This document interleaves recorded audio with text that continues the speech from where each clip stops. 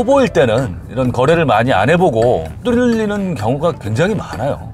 호객님 되는 경우가 정말 많다라는 거예요.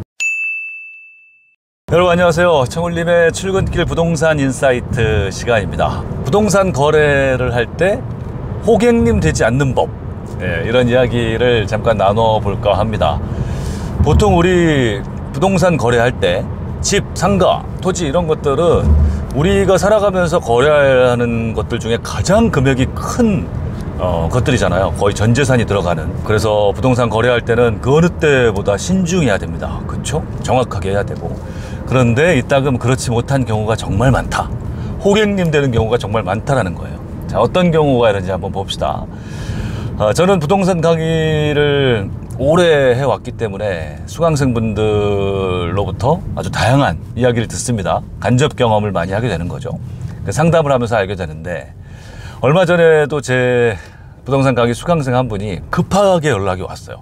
엄청 급해. 왜 이렇게 급하신가 봤더니 이분이 상가를 이렇게 좀 조사하기 위해서 어느 아파트 단지 내 상가를 갔더니 마침 그 부동산 들어가신 부동산 중개업소 소장님이 물건 하나를 아주 강하게 추천을 하시더라는 거예요. 그러면서 이거 오늘 매도자가 내놓은 물건인데 정말 싸게 내놓은 물건이고, 근데 오늘 이 가격에 사가지 않으면 아마 물건을 뭐 걷어들일 수도 있을 것 같다. 그러니까 진짜 금매 중에 초금매인데 이 가격을 다시 만날 수 없으니 이거 오늘 오신 김에 가계약금을 걸고 갔으면 좋겠다 라고 얘기를 했다라는 거예요. 그 이분은 그냥 사실 살려고 간 것도 아니고 그냥 뭐 좋은 게 있는지 어떤지 분위기가 어떤지 이런 걸 보러 간 것 뿐이었는데, 부동산 소장님이 너무 강하게 추천을 하고 권하고 해서 그 자리에서 이제 휘둘린 거죠. 쫓긴 거예요. 그리고 딱 얘기를 들어봐도 좋은 것 같기도 하고, 이거 놓치면은 왠지 손해인 것 같기도 하고 해서, 근데 물건에 대한 확신이 없으니까 저한테 연락이 오셔서 이거 이러이러한데 이거 사도 되겠습니까? 사야 될 것 같기도 한데 가계약금 보낼까요? 이제 이러면서 연락이 온 거예요. 지금까지 얘기만 들으시면 어때요? 이거 사야 되겠습니까? 사면 안 되겠습니까? 저도 딱 요 정도 얘기 들었거든. 여러분이 생각하시는 대로 이런 물건 사면 안 됩니다. 이 물건이 좋고 나쁘고는 나중 문제예요. 진짜 그 부동산 소장님이 권유하신 대로 정말 급금매 물건일 수도 있어요. 그래서 나중에 되게 큰 수익을 가져다 줄 수 있는 물건일지도 몰라요. 하지만 그래도 지금 사면 안 되는 겁니다. 왜? 부동산을 사면서 이제 살지 말지를 결정을 해야 되는 건데, 그죠? 이 결정을 하기 위해서는 많은 어떤 이제 기본 토대가 있어야죠. 내가 이걸 지금 산다면 살만한 마땅한 이유를 찾아야 되는 거예요.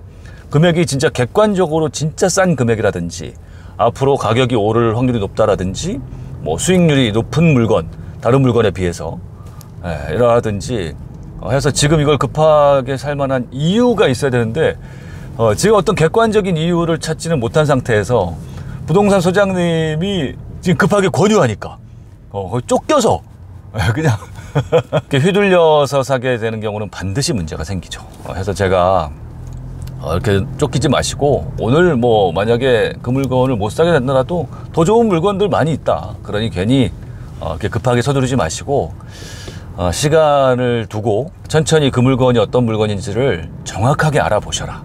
다른 물건하고도 비교해 보시고 수익률이 어떤지도 비교해 보고 찬찬히 떠보고, 상가니까 낮에도 가보고 저녁에도 가보고 평일에도 가보고 주말에도 가보고 각각 다르다.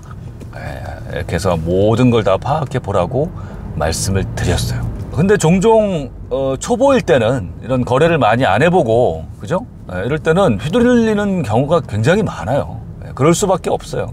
첫자다 보니 이런 거 조심하셔야 되고. 자, 또 어떤 경우가 있냐면, 또 제 수강생분 중에 한 분이 재개발 구역에 있는 경매로 나온 물건을 보러 간 겁니다. 현장 조사를 갔어요.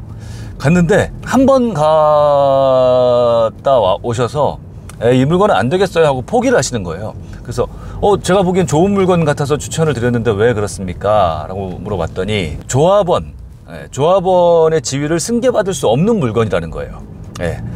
일단은 그런 경우가 있습니다. 우리가 재개발, 재건축 물건을 살 때는 당연히 입주권을 받기 위해서, 그죠? 거기에 투자를 하는 것인데, 만약에 이게 어떤 하자가 있어서 그 조합원 지위를 승계받을 수 없다면, 그러면 이런 물건에는 투자해서는 안 되는 거죠. 큰 낭패인 거죠.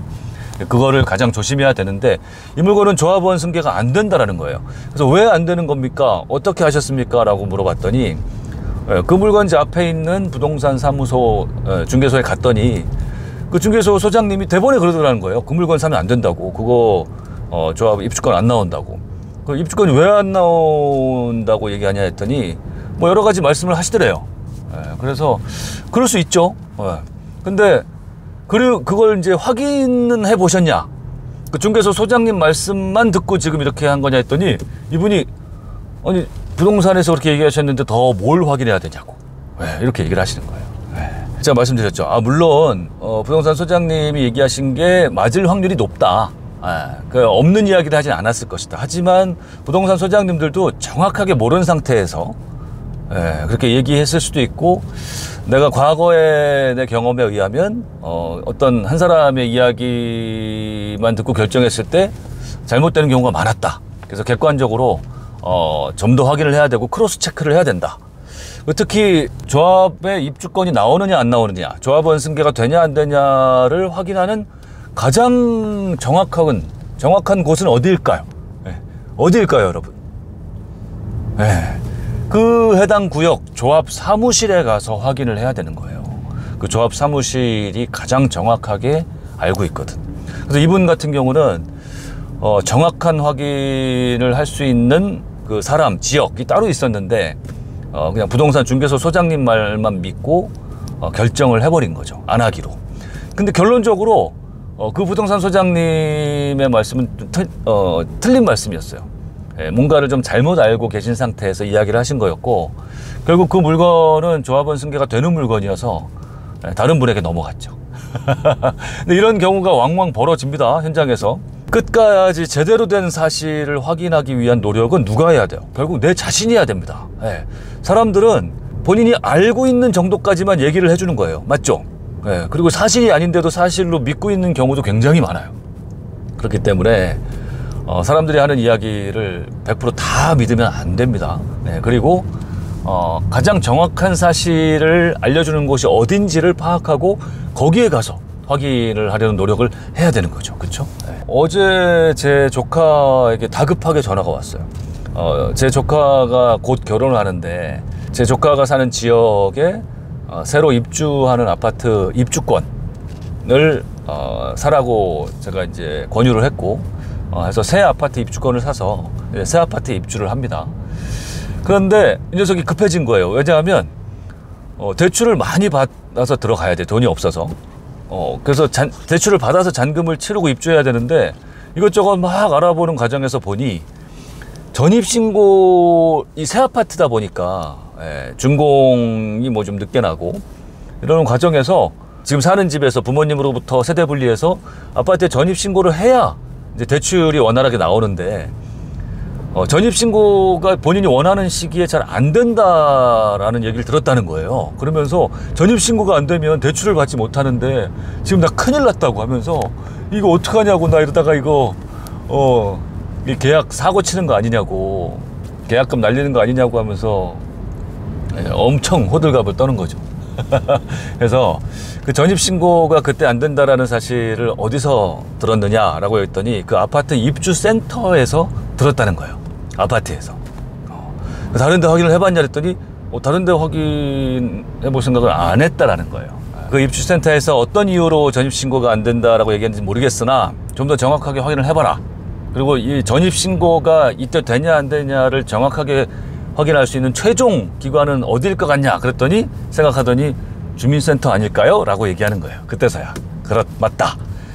그 사실은 주민센터에 직접 전화하거나 아니 찾아가서 주민센터에서 확인을 해봐라. 왜 그때까지 전입신고가 안 되고, 그럼 언제 할 수 있고, 아니면 내가 원하는 대출 때문에 전입신고를 해야만 되는데 내가 원하는 방향으로 할 수 있는 방법은 뭐가 있는지를 주민센터에 가서 정확하게 상담하고 알아보거라 라고 이야기를 드렸죠. 해결이 됐을까요? 안 됐을까요? 당연히 해결이 됐습니다. 당연히. 자, 결론 내겠습니다. 부동산뿐만 아니라 세상 모든 크고 작은 일을 결정할 때 우리에겐 그 정확한 사실을, 객관적인 사실을 알아보려는 노력이 굉장히 중요합니다. 특히나 정말 큰 돈이 오가는 부동산을 사고 팔지 결정할 때는 말할 것도 없는 것이죠. 그런데 생각보다도 정말 많은 분들이 많은 경우에 어떤 한 사람의 말만 듣고 그리고 내 결정을 좌우하는 이런 경우가 정말 많아요. 끝까지 제대로 된 사실을 파악하려는 노력을 게을리하면 안 된다. 그래야만 내 자산을 내 힘으로 지킬 수 있다. 호객님이 되지 않을 수 있다. 라는 게 오늘 드리고 싶은 말씀입니다. 오늘도 좋은 하루 되십시오.